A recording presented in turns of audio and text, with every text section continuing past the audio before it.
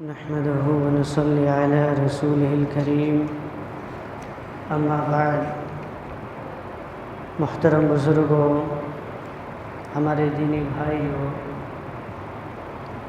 روزہ سے متعلق ضروری باتیں آپ کے سامنے آ رہی ہیں اور آگے روزہ کے احکام و مسائل،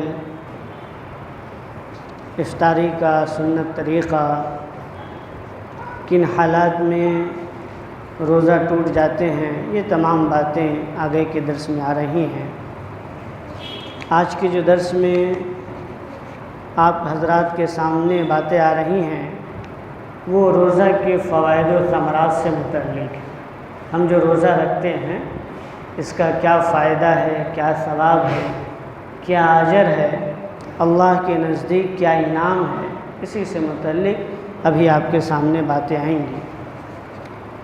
ہم جانتے ہیں کہ روزہ اللہ کو راضی کرنے کے لیے ایک بہترین عبادت ہے، ایک ایسی عبادت ہے جس میں کوئی دکھاوا نہیں، کوئی نمائش نہیں، کوئی ریا نہیں، بلکہ یہ خاموش عبادت ہے جو صائم کے لیے ظاہری و باطنی ثمرات فراہم کرتا ہے۔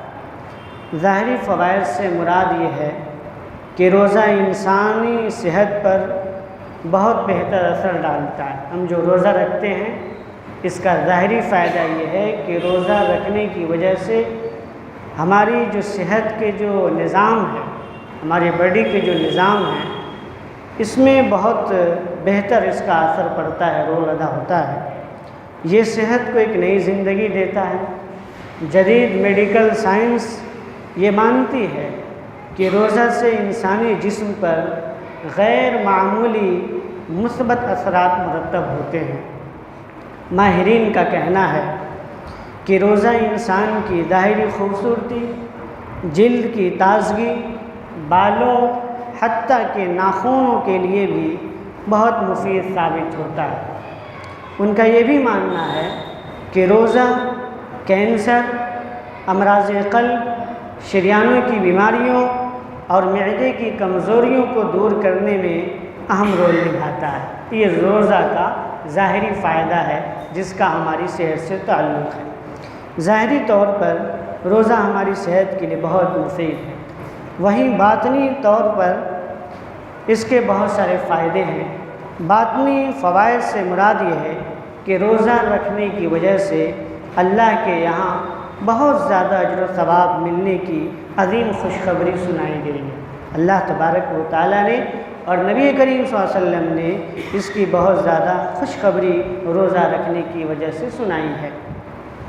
اللہ کے پاک نبی حضرت محمد مصطفیٰ صلی اللہ علیہ وسلم نے روزہ داروں کے لیے بشارت سناتے ہوئے فرمایا کہ جس نے حالت ایمان میں ثواب کی نیت سے اللہ کو خوش کرنے کے لیے، راضی کرنے کے لیے روزہ رکھتا ہے رمضان کا، تو اللہ کے نبی نے فرمایا کہ اس کے پہلے کے تمام صغائر گناہ معاف کر دیے جاتے ہیں۔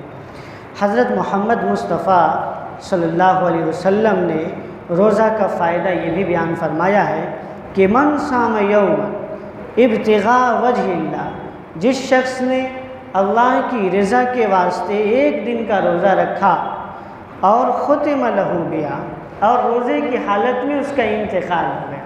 ایک آدمی ہے جو روزہ رکھتا ہے نیت کے ثواب کی نیت سے، لیکن روزہ کی حالت میں اس کا انتقال ہو جاتا ہے، تو اس کا کتنا بڑا مرتبہ ہے، کتنا بڑا فائدہ ہے، ثواب ہے۔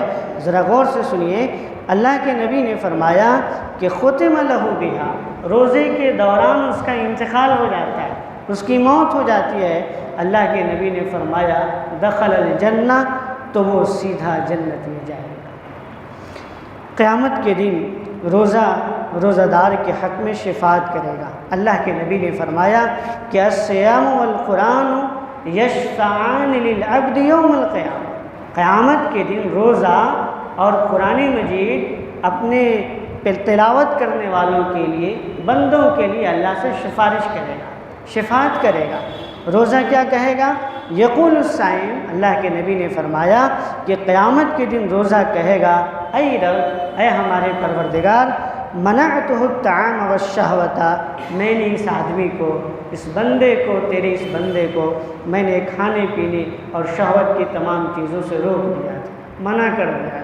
تیری خوشی کی خاطر یہ کھانا نہیں کھاتے، تجھے راضی کرنے کے لیے یہ شہوت سے دور رہتے تھے، اس لیے فشفعنی فی، اے اللہ ان کے حق میں تو میری شفاعت کو قبول فرما لے۔ تو اللہ کے نبی نے فرمایا کہ اللہ تبارک و تعالیٰ روزہ کی شفاعت کو بندے کے حق میں قبول فرما لے گا۔ یہ بھی روزہ کا بہت بڑا فائدہ ہے۔